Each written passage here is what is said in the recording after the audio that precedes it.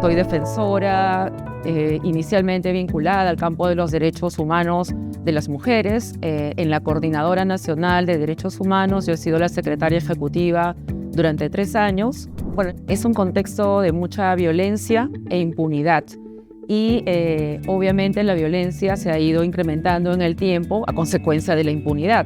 Las defensoras y los defensores hemos tratado de utilizar los mecanismos más tradicionales jurídicos que teníamos en el país para defendernos de estos ataques, pero lamentablemente pues, la justicia penal en términos de acoso o violencia de género es demasiado lenta y no hemos obtenido respuestas hasta el día de hoy. Entonces, lo que era de repente llamados a insultos y calificaciones o lo que conocemos como terruqueo se ha ido convirtiendo también en acciones físicas, ¿no? Escupitajos en actos públicos, jalones, etcétera, ¿no? Entonces es un contexto de mucha violencia, impunidad y restrictivo también para quienes somos defensores de derechos humanos y trabajamos en organizaciones no gubernamentales. Yo venía sufriendo estos ataques prácticamente desde que asumí esta posición de secretaria ejecutiva en la Coordinadora Nacional de Derechos Humanos.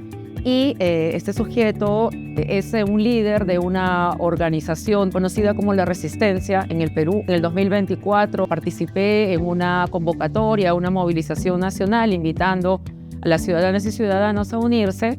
Estuve en una mesa de trabajo y a raíz de esa convocatoria empezaron estos ataques con mayor fuerza y los ataques se dirigieron hacia mí.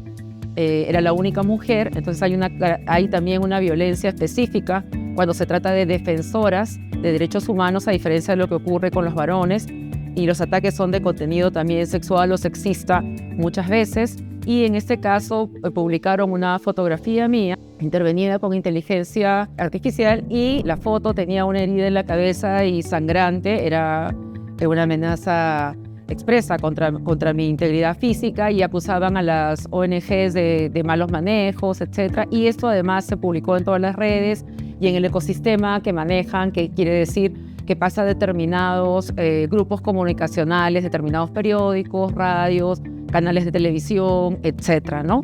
Y esto originó, por supuesto, mayor temor y entonces una afectación mayor de mi salud emocional y empiezan también las presiones legítimas de tu familia en el sentido de salte de ahí, porque te expones, por favor, deja eso.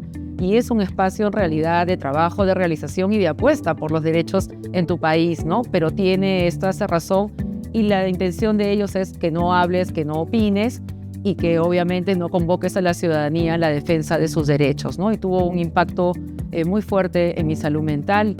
Muchas de las víctimas que he visto en mi país de distintos procesos, cuando encuentran justicia, aunque sea después de 10, 15 o 20 años, yo sentí eso, ¿no? A pesar de ser una defensora de derechos humanos y que he acompañado esos procesos, era la primera vez en que yo estaba en mi condición de víctima y encontrar una respuesta de la Junta Supervisora de Meta, una respuesta en ese sentido, con recomendaciones específicas a Facebook y que le dice cómo tiene, ¿no?, que interpretar este tipo de amenazas y cómo tiene que leer el contexto de los países, significó para mí esperanza y también la esperanza en el sentido de que esto es, digamos, escalable también, ¿no?, a las distintas personas, defensoras y defensores de derechos humanos que están en mi país, pero también en los distintos países de la región, que todos más o menos vamos en contextos donde hay muchas amenazas a los defensores.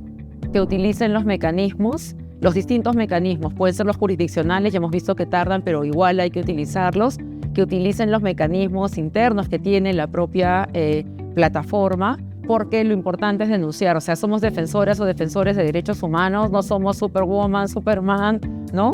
Somos seres humanos comunes y silvestres, por lo tanto somos también personas que podemos estar en determinadas condiciones de vulnerabilidad. Eso no debe generarnos vergüenza o decir, ay, pobrecita, ¿yo cómo lo voy a hacer? Al contrario, ¿no? Denuncia y eso más bien va a enseñar a las otras personas a que hay que utilizar los mecanismos y en los distintos países de la región hay organizaciones que están trabajando el tema de lo que tiene que ver con la defensa de las personas o de lo que está ocurriendo, ¿no es cierto?, en la vida digital. Y entonces yo diría acudir a estas personas, acudir a estas organizaciones, acudir a las líneas de ayuda, ya sea Access Now, ya sea SEGIL, ya sea la Coordinadora Nacional de Derechos Humanos en mi país o Hiperderecho, que son organizaciones que están trabajando estos temas. Y además es violencia, no creas que porque ocurre en las redes o en el mundo digital no es violencia, ¿no? En lo personal yo digo, la violencia sexual en las redes digitales es violencia, y es más, yo sostengo que es violación sexual al día de hoy, ¿no? Entonces utiliza todos los mecanismos. Lo que motivó a Sehil a llevar este caso ante Meta es que tenemos un trabajo muy fuerte con personas defensoras de derechos humanos en la región, y en particular cuando se presentó este caso nos pareció pues importante denunciar el contenido y a partir de eso pues impulsar el caso al Consejo Asesor de Contenido, porque finalmente el objetivo de casos estratégicos es que a partir de un solo caso se pueda establecer un precedente que sirva a una población mucho más amplia. El proceso para denunciar esta publicación duró en total 11 meses. Fue aproximadamente en julio del año 2024 cuando se da la amenaza en redes. Ese mismo día lo denunciamos y ese mismo día nos contestaron que se iba a mantener la publicación por parte de Facebook. Lo apelamos, tan solo 2 días después nos contestaron que se iba a mantener de nuevo la publicación y solicitamos que se conociera por el Consejo Asesor de Contenido. Aproximadamente 3 o 4 meses después supimos que sí se iba a conocer y eso nos dio oportunidad por una parte de pensar pues en una estrategia legal y también una estrategia de coordinación con otras organizaciones. En enero fue que se abrió formalmente el plazo de 15 días para enviar observaciones. En mayo de este año se publicó la decisión, la cual afortunadamente fue favorable, emitió recomendaciones pues, de mucha trascendencia y entre ellas pues, incluyó pues, que se quitara esa publicación. Los principales argumentos jurídicos que presentamos en el caso fueron de 3 tipos. Explicar el contexto en Perú, porque entender el contexto es lo que permitía comprender la gravedad de la amenaza y por qué eso era una amenaza que se podía materializar. También en los argumentos jurídicos brindamos información sobre lo que dicen los estándares internacionales de derechos humanos para explicar cómo se vulneraban las políticas de Meta. Y también referimos al Protocolo La Esperanza, que es una herramienta desarrollada por Sehil que proporciona información y herramientas para investigar amenazas contra personas defensoras de derechos humanos. El Consejo Asesor determinó darnos la razón, es decir, consideró que esa publicación en particular era una amenaza velada, era erróneo lo que Facebook argumentó de que era una crítica política. La decisión sí indicó que esa publicación pues, se tenía que haber retirado y se tenía que retirar o cualquier réplica de esa publicación. Quizás de lo más importante de esta decisión son las recomendaciones generales que se hicieron. Se hizo una recomendación para revisar las políticas de Meta de tal forma que se quedara muy clara esa prohibición a amenazas de cualquier tipo. Y también se ordenó que se hiciera anualmente un reporte donde se analizara qué tanto o con qué efectividad se estaban retirando este tipo de mensajes que en realidad son amenazas y la efectividad en la aplicación de esa política. Las recomendaciones que emite el Consejo Asesor de Contenido son recomendaciones, es decir, no son obligatorias. No obstante, Meta sí tiene pues, un compromiso y una obligación de apegarse a los estándares de derecho internacional de derechos humanos. Sí tiene pues, mecanismos para informar si se está cumpliendo o no con las recomendaciones y además Meta tiene que decir si las va a implementar o no y de qué forma lo está haciendo.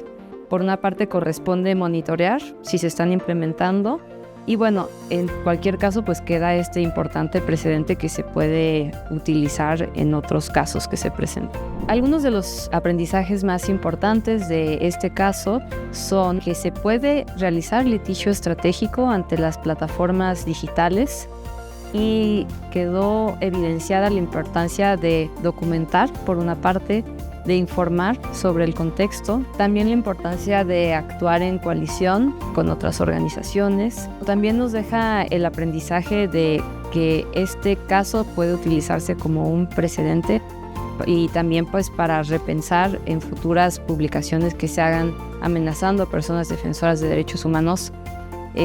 No solo se trata de activar las instancias que existen con el Estado, sino también pues en paralelo activar instancias que existen con las propias plataformas. Una primera recomendación que yo haría a las organizaciones que quieran llevar casos o que acompañen este tipo de casos es, primero que nada, sí denunciar. Vemos que es muy común que no se hace pues la denuncia en las propias plataformas. En segundo lugar, es importante documentar e informar sobre el contexto. Y bueno, en tercer lugar, actuar en coalición. Es importante que haya muchas denuncias y que además esos envíos de información que se realicen se complementen entre sí, de tal forma que le den la información necesaria al Consejo Asesor de Contenido para tomar pues la mejor decisión posible.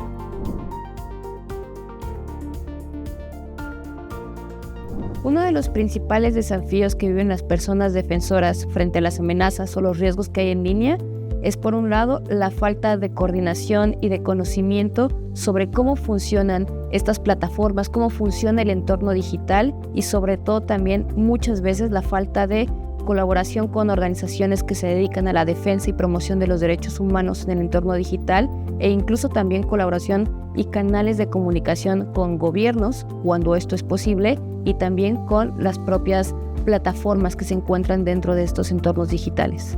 El rol que jugó Access Now junto con Segil fue entender cuál era el contenido concreto y poder activar los protocolos y los mecanismos que se tienen para comunicarse con la plataforma directamente y poder reportar el contenido que estaba siendo violento. Access Now colaboró junto con Segil para presentar comentarios basados en el derecho internacional de los derechos humanos que dieran suficiente argumentación de por qué el contenido concreto era una forma de amenaza en contra de una persona defensora. Uno de los aprendizajes más valiosos fue la coordinación y la cooperación entre organizaciones. Cada organización con diferentes tipos y niveles de expertise se coordinaron con un objetivo concreto, que era el proporcionar argumentos de por qué una publicación en contra de una defensora en el contexto que se vive en Perú tenía que ser removido para evitar que esta persona pudiese seguir siendo estigmatizada y que actos de violencia fueran concretados en su contra. Esta coordinación permitió presentar diversos comentarios con diferente tipo de contenido al Consejo Asesor, lo que le pudo auxiliar en tener suficientes argumentos de hecho y de derecho para resolver el caso de forma unánime. Un kit de primeros auxilios sería que personas defensoras de derechos humanos y organizaciones no se limiten en reportar este tipo de situaciones ante las plataformas. Pero en el caso concreto también es poder activar también la posibilidad de que una vez que se agota el reporte interno, también poder reportar en caso de que sea necesario ante el Consejo Asesor de Contenido, ya que en caso de resultar ser un caso paradigmático que pueda llegar a presentar un antecedente en la plataforma, el Consejo Asesor se encargaría de recibir comentarios y de esta manera poder llegar a tomar una decisión sobre el caso concreto y también recomendaciones que pueden ser implementadas a nivel global. Una recomendación es reporten, la otra es no se limiten con los reportes, en caso de que no sea satisfactorio, lleguen al Consejo Asesor de Contenido y también acérquense a su organización de derechos digitales que más confianza le tengan. Veo con agrado la resolución del Consejo Asesor de Contenido. Creo que la posibilidad de que sus recomendaciones sean implementadas de forma más general son buenas, ya que toman un caso concreto de un grupo que se encuentra en especial situación de vulnerabilidad, lo argumentan de una forma en la que resaltan importancia de entender el contexto específico para que caso por caso se pueda entender las motivaciones, los razonamientos y cuál es la situación que hace especialmente sensible que cierto contenido permanezca en línea y que pueda perjudicar a personas defensoras o a una persona en lo particular. Creo que la decisión está debidamente fundamentada, que existen suficientes elementos, no solo para que se limite al caso de Perú y el caso concreto que se resolvió, sino para que se pueda adoptar de forma más general, ya que las personas defensoras de derechos humanos se encuentran en riesgo en el resto del mundo también.